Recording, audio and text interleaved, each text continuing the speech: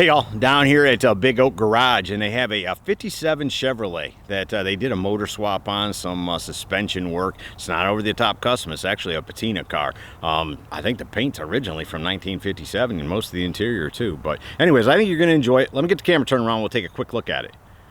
Will, thanks so much for giving me some time today, brother. Hey, no problem, Scotty. Tell me a little bit about this hot rod. That's a 1957 Chevrolet that we did for a guy named William Vandiver.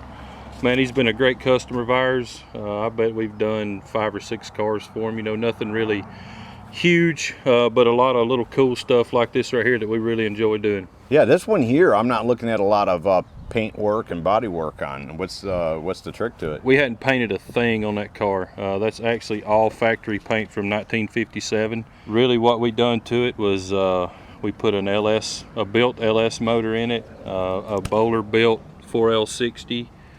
We bought new 17-inch Americans and made them look old like the rest of the car. Oh, those are new wheels on there? Yeah, they're brand new. Holy smokes, what'd you do to do that?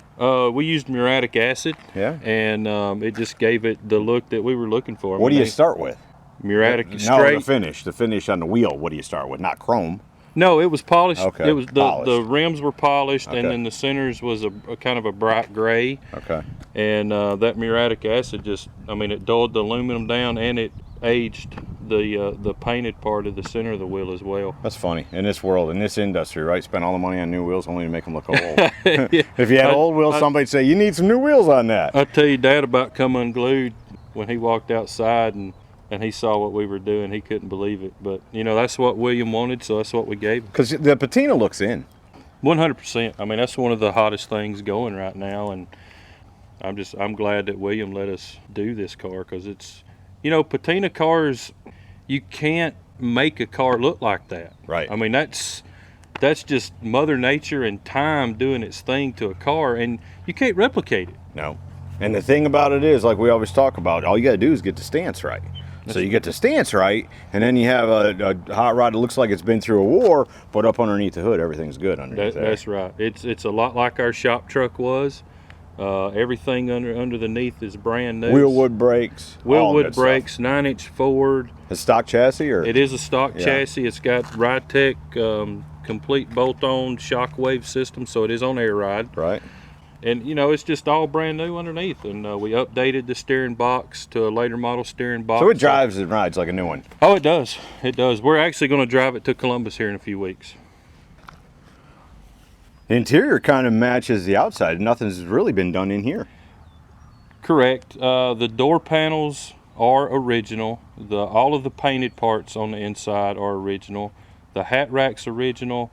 We did recover the front and rear seat and put a new headliner in it. Other than that, the inside, it's original, other than, well, we put Classic Instruments gauges in it. That's always nice. I like those gauges. Yep. Yeah, no, I mean, you couldn't have, I guess you could have went and put something high-end on the inside, but with this, again, with all that original stuff, it's only original once. Correct. And you know, one of the things that was tough to do, but we got it figured out, was using the original steering column, which was it was a Power Glide. It was an automatic car, but getting it hooked up to that 4L60 so we could have the original shifter on the column, but working a 4L60. Oh, that's got a trick, huh? It was time consuming to do, but we got it figured out thanks to the help of Low Car. They make some good products that we kind of modified and started with that, but it worked out, and it actually works pretty trick. No, the whole car is really cool.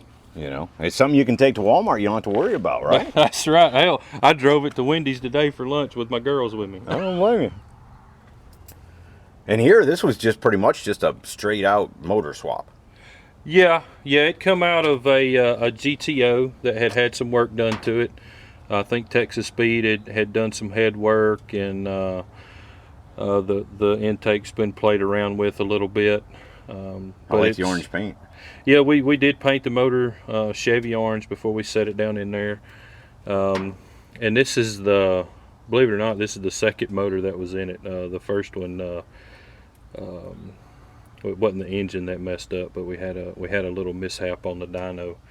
Yeah, that's an understatement. See, that mishap on the dyno. Yeah, we had a pretty major problem on the dyno. A major meltdown on the dyno. Yeah. Stick around to the end, folks. Maybe we can get that video in there. But yeah, this is the second time. But it's been cammed up. You know, it's pretty mild, so it's still streetable and enjoyable for William and his family to go in.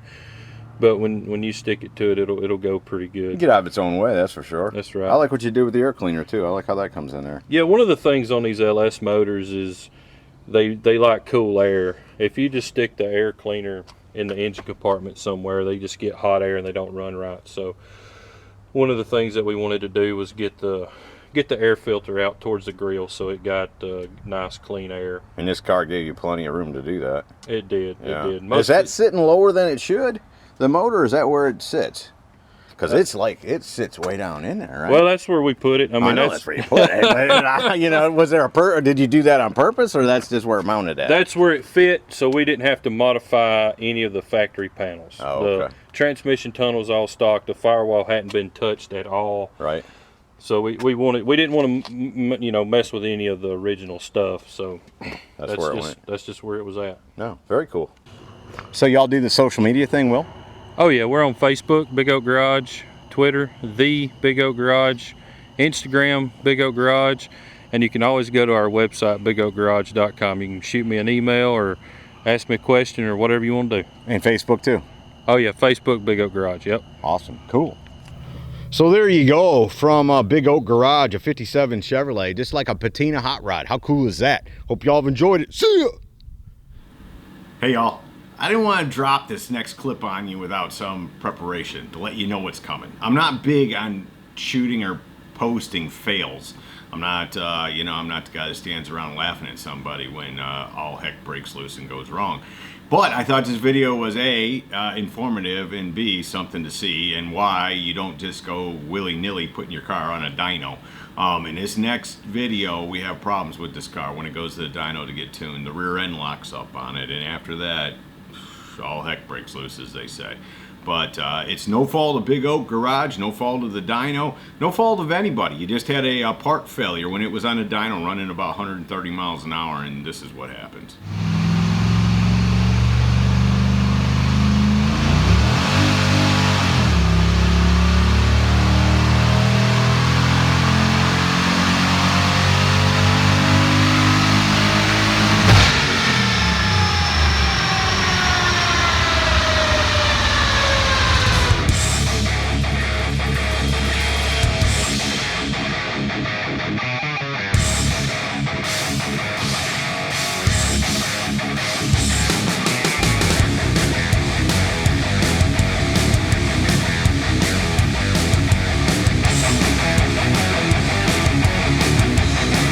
Hey y'all, don't forget to visit ScottieDTV.com for more cool content and an easy way to search the hundreds of videos I have posted. Either click the link in the description or the logo at the end of this video.